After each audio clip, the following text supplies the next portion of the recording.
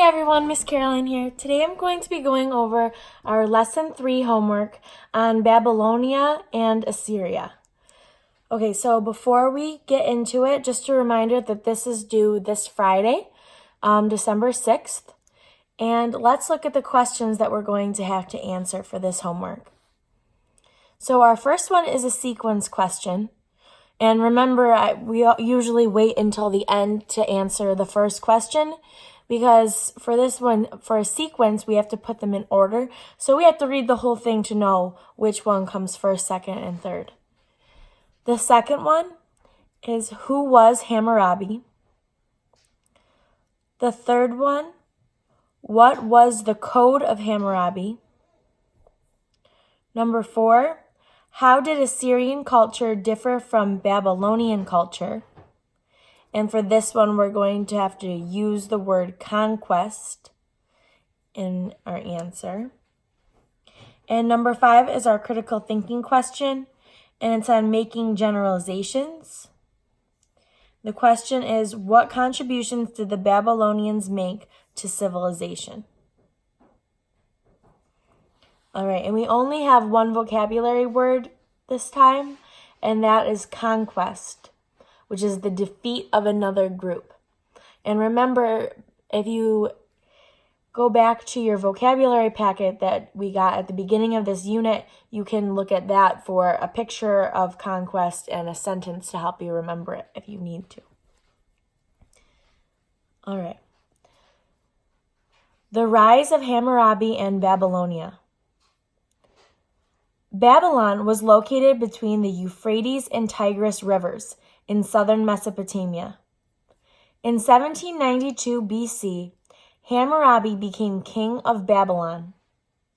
By 1754 BC, he controlled all of Mesopotamia and its surrounding city-states. His empire was called Babylonia. Hammurabi taxed people's properties, or their land. He used the tax money to support his large army. He also used the tax money to pay for many new construction projects. He was considered a shrewd or clever ruler. So for number 2 here, who was Hammurabi? Well, we just learned a lot about Hammurabi right here in this first paragraph.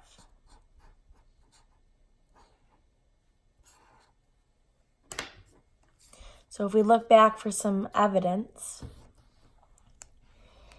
Hammurabi was the king of Babylon in 1792 BC is when he became the king. And we also learned that in just a couple years, he controlled all of Mesopotamia and its surrounding city-states.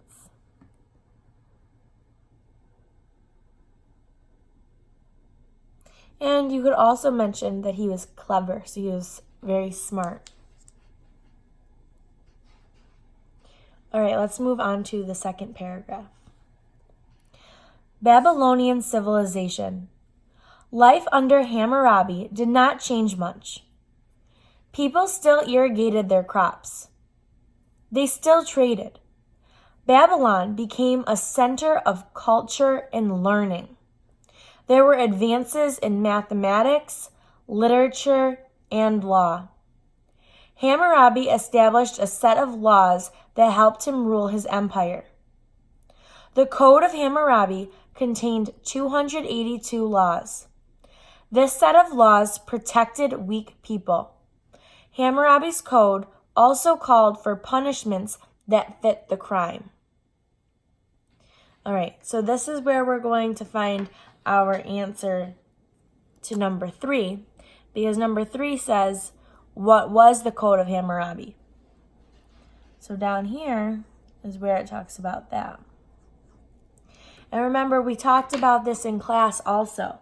When it says that he called for punishments that fit the crime, he's famous for the saying, eye for an eye. So basically what that saying meant, or tooth for a tooth, is that whatever somebody does, whatever crime somebody does, their punishment is going to be the same thing. So if I stab somebody in the eyeball, my punishment is going to be that I get stabbed in the eyeball. That was his law code. And he wanted his laws to protect weak people or people who didn't have a lot of power. Because sometimes powerful people would get away with crimes, and he didn't want that. So it didn't matter. Even if you were a powerful person, if you did something wrong, that same thing was going to happen to you. So he had a very strict law code. And it was one of the first law code that was protected and that we still have. So that's what Hammurabi is very famous for. So it's a set of laws that helped him rule his empire. It contained 282 laws. He protected weak people, and they called for punishments that fit the crime. And remember, that's like the whole eye for an eye thing.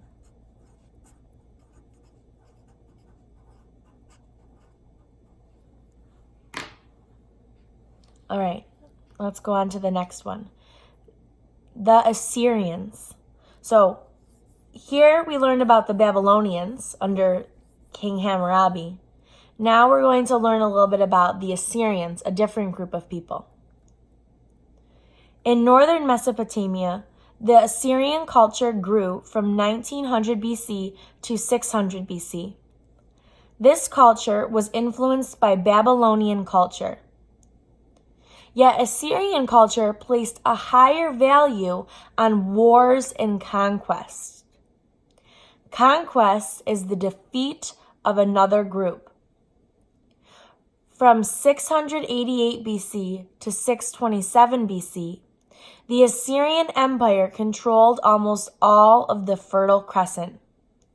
It was ruled by King Ashurbanipal during this time. The king built a great library at Nineveh. I don't actually know how to pronounce this properly, so you'll have to cut me some slack on that one. All right. So we see a lot of similarities between the Assyrians and the Babylonians. The Assyrians had a great library, but the Babylonians are going to be the ones that are known for being a center of learning. And the Babylonians had a large army, but the ones that really valued war and conquest were the Assyrians. So, we can go through this again. Our question for number 4 is, how did Assyrian culture differ from Babylonian culture? And we have to use the word conquest in our answer, so this gives us a hint at what we should be focusing on here. So we know that the Assyrian culture was influenced by Babylonian culture, but Assyrian culture placed a higher value on war and conquest, defeating other groups. That's the main difference between the Assyrians and the Babylonians. And during this time, they controlled almost all of the Fertile Crescent. So, Babylonians under Hammurabi, he controlled all of Mesopotamia and the surrounding city-states. But the Assyrians controlled the entire Fertile Crescent, not just the land between the rivers, which is Mesopotamia. All right, and let's read our last paragraph. Babylonia grows. In 605 BC, Nebuchadnezzar II became king of Babylon. He took over much of the former Assyrian Empire. He started projects to make Babylon powerful again. He built many temples and buildings. Babylon was once again an important center of learning. Babylonians made important discoveries in mathematics. Babylonian astronomers were able to correctly judge when the eclipses of the moon and the sun would occur. The Babylonian Empire was taken over by the Persians in 539 BC. So we started talking about the Babylonians under King Hammurabi. Then some time went by, then the Assyrians were the ones that were in control. Then a little bit more time goes by. Then Babylon takes over again under a new king, Nebuchadnezzar II. So see, this was in 605 BC. Under Hammurabi, it was way back in 1754 BC. So if we draw a little timeline really quick, I know this can be confusing. It jumps around a lot. Way back here, so remember, let's pretend 0 is like way up here. We're way, way, way off here, way up in 2019. Here's 0, and then all of this stuff is happening before 0 in BC time. 1792 BC is way back here. And that was when Hammurabi was the king of Babylon.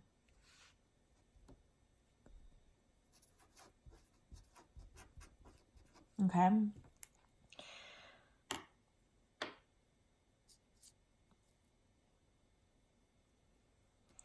Then, from 688 to 627 BC, the Assyrian Empire controlled almost all of the Fertile Crescent under Ashurbanipal. So that is way up here. Because remember, when we're talking about BC, it's like the opposite of after 0 time. So 1792 is even further away from 0. So it's even older. So this was the first thing. And then 688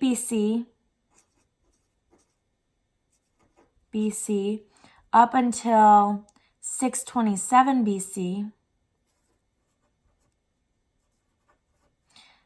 This chunk of time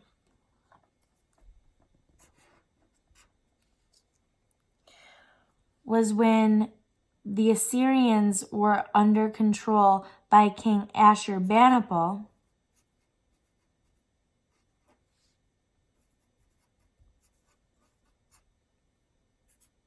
And that's when they controlled all the Fertile Crescent.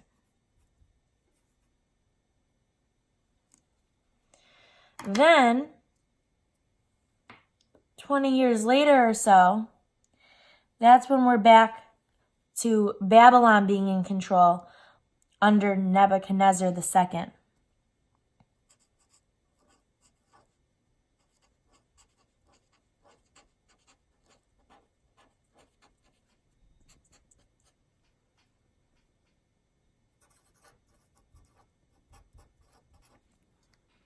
And then the last thing that we learned about was that the Persians took over in 539 BC. Oh, and this was 605 BC.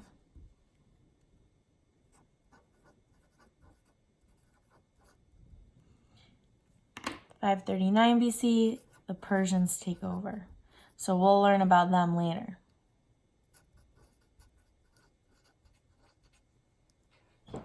So that's the timeline.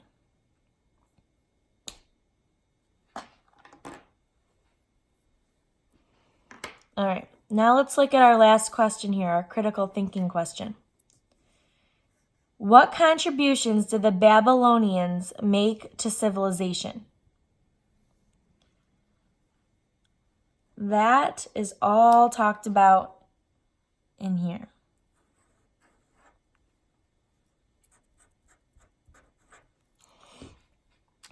So reread this section. See what are some of the important discoveries and advancements that the Babylonians made that contributed positively to civilization. So you're going to look in here for that.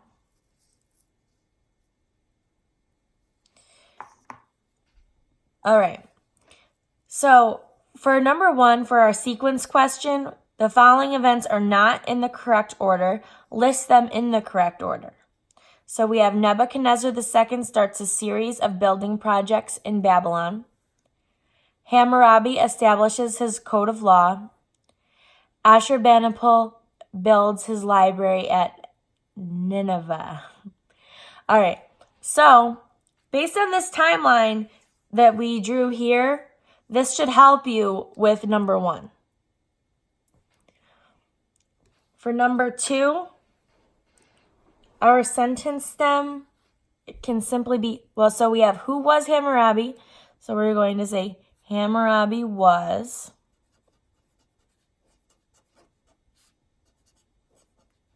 And you're going to complete it. Here, what was the code of Hammurabi? The code of Hammurabi was.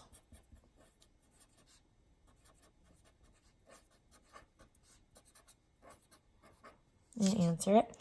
And just another reminder, make sure you're capitalizing at the beginning of your sentences and for names of people or things.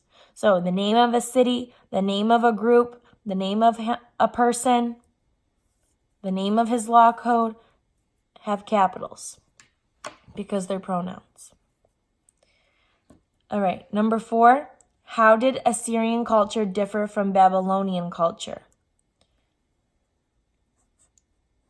Assyrian culture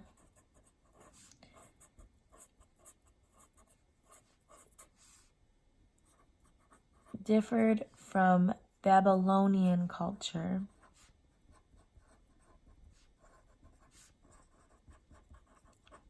because, and you're going to put your answer, and remember, you must use this word conquest in the answer. And that's really a hint as to what the answer should be. All right, and lastly, our critical thinking question. What contributions did the Babylonians make to civilization? So we can say some of the contributions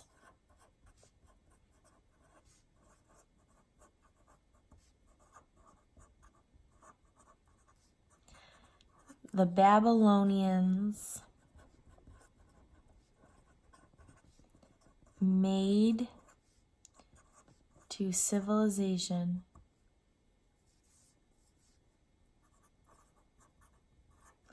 are, and then you can list some. And then before your last one, and then your last one. All right? All right, so I hope that helps with this homework. Be sure to ask me any questions either in the comments or after class if you're still confused on something. And remember to have this turned in by this Friday on the 6th. See ya.